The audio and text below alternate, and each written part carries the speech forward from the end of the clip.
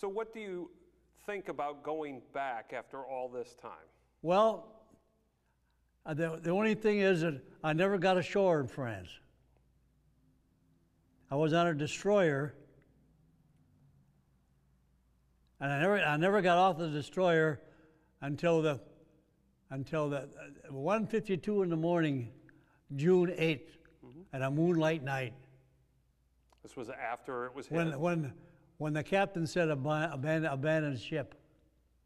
Did you go into the water, or did you go directly into a rescue boat? No, it didn't sink right away. Right. It listed to the starboard side very hard.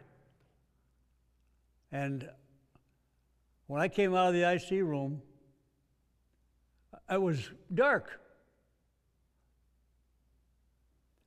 There was 4 or 5 guys that was burnt black, and they were bleeding. Can you imagine that? And one of the sailors had a Bible and a red flashlight. He was reading.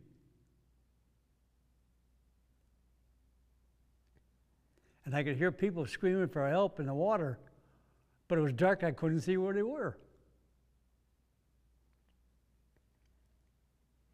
Now that alone is a different grieving. It's hard to describe.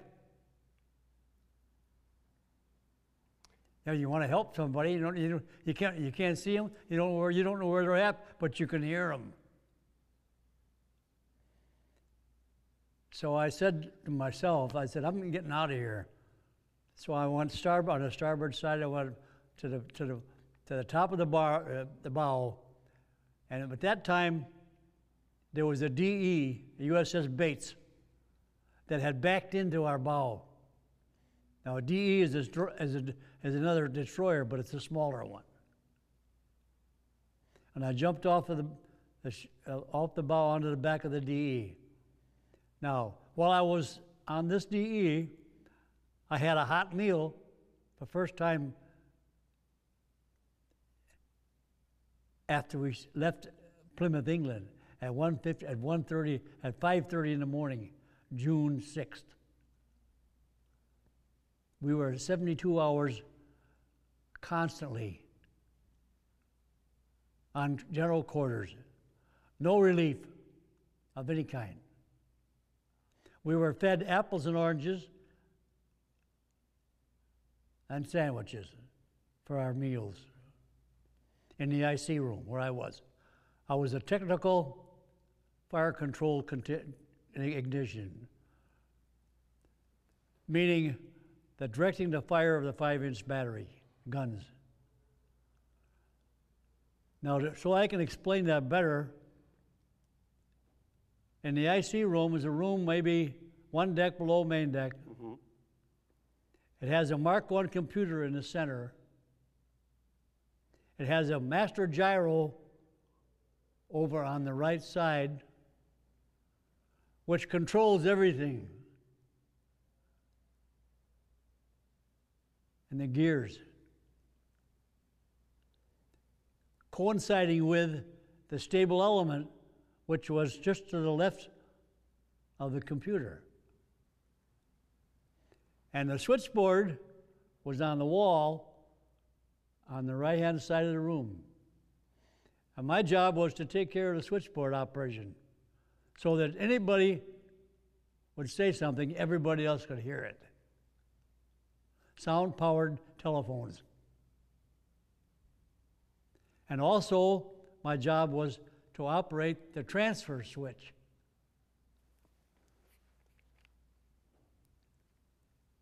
So you why would that be? Because the first day, the 7th, we had a call from the Army saying that there was a bunker that was giving them trouble. They couldn't get rid of it. And so they wanted us to fire 5-inch guns at that bunker with armor-piercing shells. It had to be armor-piercing shells. The bunkers were 3 to 4 feet thick. Right. The powder bag is a big. The shell is a big. 52 pounds each. And all 6 of those shells, in the second salvo, the first time he said you're right on in range, but you're 200 yards to the left in deflection. So the second class controlman, Springer, put a 200-yard right spot into the computer, and I watched the dials change. As soon as they stopped, he nodded his head, and the fellow that was standing at the stable element is a machine that has a needle that goes back and forth. The ship goes this way or that way, but this way. As soon as that needle hits 0, he pulls the trigger. That means you're perfectly level. Well, anyway, the second salvo, he come back in after the second salvo and he says, new target. You took it out. We knocked it out. Yeah. They told us to go out and screen the Tuscaloosa. So we went out more into the channel area, screening the Tuscaloosa, which is a cruiser, on this moonlight night. This is June 7th, right? Okay. Now, I had been sleeping on a steel deck. There was 9 of us in there, that room. And I had a dream that I was falling. I was falling through space. If you can imagine. But anyway, it woke me up. And one of the girls I went to school with, her name was Catherine Van Gilder. She was on the track team with me. I was always the anchor man, and we never lost a race, I'll tell you. She was that good. Well, she was holding a ladder, and I lit on the end of the ladder. I didn't hit the ground. I don't know, maybe if I had maybe I'd have had a heart attack or something, I don't know. But anyway, it woke me up. Now, and 15 minutes later, within 15 minutes later, at 1:52 in the morning, somebody said, here comes a plane. Now, the curvature of the earth cuts you off 12 miles this way, 12 miles that way, 12 miles every way. The curvature of the earth cuts you off. So, when they say, here comes a plane, that plane was in 12 miles of where we were. And I learned very early in the Navy that what 11 seconds mean. So then somebody says, that plane does not have an IFF. Well, you know what that means? That means it's an enemy aircraft. We should have been firing at it right then. But anyway, when I heard somebody say, here comes a plane, I turned the transfer switch on the computer to have anti-aircraft shells put in all 6 guns. 2 miles forward and 1 mile in the stern.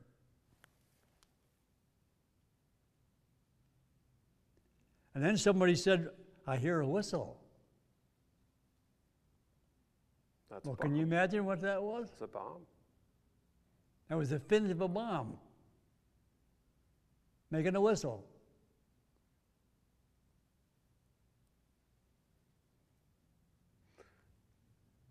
The official record. And a few seconds after that, the 11 seconds had gone. We got the 2,000-pound bomb. And I know the official record says the first thing is a mine, but the captain had to lie because of the way he was running the ship, because there was no relief. There was no relief from anybody. yeah. As I said, we were at general quarters for 72 hours. Nobody can stay awake that long. So there was 9 of us in the IC room, and 6 of them were asleep. Only 3 was awake, was I, and the Springer, a second-class controlman, and a first-class fireman, electrician, White. And after that, the captain called the IC room, wanted to know how many's left there. And I answered it because I had the captain's phones on. I said, there's three of us. It's the Springer, White, and Collicott. And he said, get the hell out of there. And less than 2 minutes later, he said, all hands abandon ship. They knew what was bad. That bomb not only exploded that area of the engine room, but then the boiler blew up too, which made it worse. Right. A lot of people got burnt from steam. The Meredith was one of the first ones to cross. Right. And we were in charge of 12 LSTs crossing the channel. And as soon as we got them over there, then we milled around, and we stayed in the area until the next day when that guy called us, asked us to try to get that bunker taken care of. Do you think your generation, because of what they did, and it's never going to ever be duplicated. No, it's not. It's called the greatest generation. And you're going to be treated as a hero when you set foot in France, as you should be. But I'm curious, do you think you're a hero? Well, I don't know whether I'm a hero or not. I just do what I just did what had to be done, regardless of what it was. That's the way I figured it.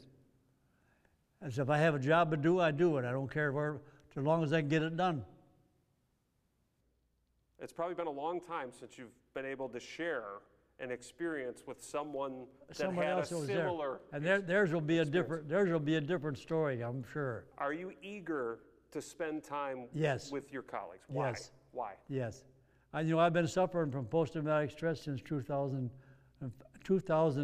well, when I got out of the Navy. And I spent 1 year in the Pacific aboard the Lanier.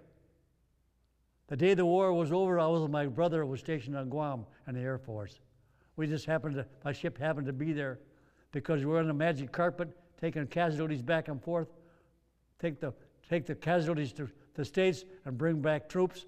Well, the second one, we had the casualties from Okinawa, and we had our orders changed. Why? Because the captain of my ship was Benjamin Cloud, a four-striper. He was a Commodore in every convoy we were in. They wanted him, so we were directed to go to Guam. That's where my brother was. What do you remember about finding your brother on Guam when the news that the war was over? Okay. Tell me about that moment. I'll tell you about that too, because I went in with him. He got the chaplain's jeep to come and pick me up, and my ship was right next to the dock. Well, I knew the ship was going to leave at 1 o'clock in the afternoon. So we ate met some of his friends and everything. And he started to take me back, and he got as far as the gate.